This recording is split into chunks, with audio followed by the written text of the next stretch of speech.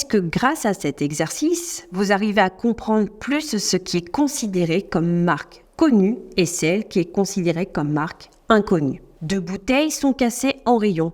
Le fromage a dépassé la date limite de consommation, c'est instantané. Nous le passons directement en perte. Par contre, oubliez de passer des articles en caisse, se tromper dans les codes barres, le vol, nous ne pouvons pas nous en rendre compte à l'instant T.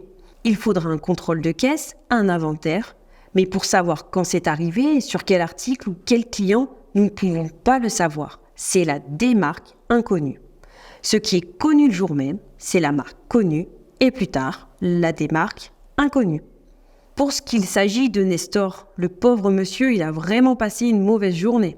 Là, certains éléments pourraient être oubliés, comme la mozzarella. Il nous est dit qu'il l'a oublié de la mettre dans le frigo. Il faut penser plus loin et savoir qu'est-ce qui en découle.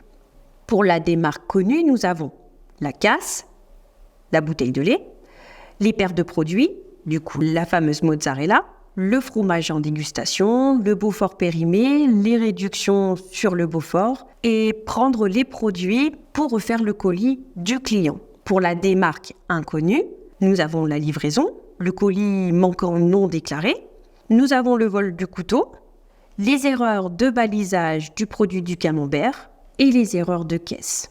Et dans la colonne « Les autres problèmes », il devra demander une nouvelle blouse puisqu'il a déchiré la sienne. Vous vous rendez compte que pour un magasin alimentaire, d'autant plus, la démarque qui est assez importante.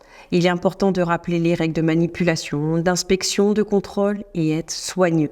J'espère que ce corrigé a pu vous aider à mieux comprendre ces 2 démarques. Je vous propose un nouvel exercice dans le chapitre suivant.